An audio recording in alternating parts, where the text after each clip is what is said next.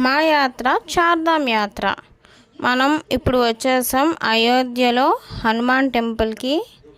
ఇక్కడ హనుమాన్ టెంపుల్ అయితే అయోధ్యలో ఈ టెంపుల్ అయితే చాలా చాలా ఫేమస్ అండి.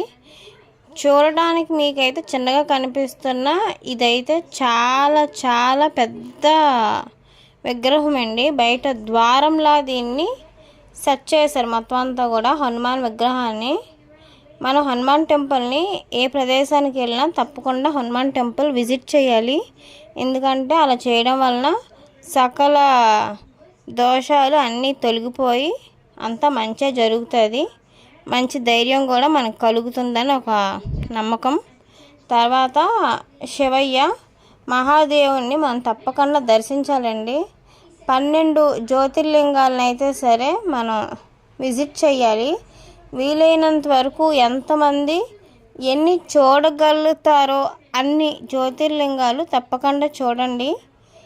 12 జ్యోతిర్లింగాల్లో నేనైతే ఇప్పటికీ 6 కంప్లీట్ అయ్యండి. 6 జ్యోతిర్లింగాలు నేను దర్శించుకున్నాను. వీ విల్ ట్రై మిగిలిన 6 కూడా ట్రై చేస్తాము. నెక్స్ట్ వచ్చేసి టెంపుల్ అవుట్ సైడ్ చూశారు కదా ఎన్ని మారుతులు అయితే మనకు కనిపిస్తున్నాయి. ఇవైతే ఇక్కడ నాకు వీడియో షూట్ చేయడానికి అయితే చాలా చాలా కష్టమైపోయింది. చూసారు కదా బిస్కెట్ ప్యాకెట్ ఎలాగా లాక్కుని మరి తినేస్తున్నాయో.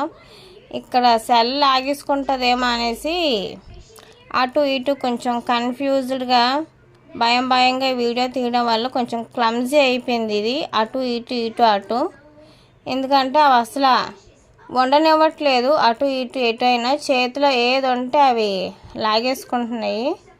బట్ ఇవైతే ఇక్కడ స్పెషల్ కదా, మరి మీకైతే ఒకసారి చూపించాలి కదా మన అయోధ్యలో ఇన్ని మారుతీలు ఉన్నాయని.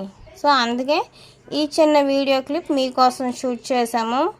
నెక్స్ట్ ఇక్కడ నుంచి మేము డైరెక్ట్గా ఇంకా మెయిన్ టెంపుల్కి వెళ్ళిపోతున్నామండి. మన మెయిన్ టెంపుల్ వచ్చేసి శ్రీరాముని జన్మస్థలం. రాముడు సీతాదేవి నివసించిన రాజ్యం.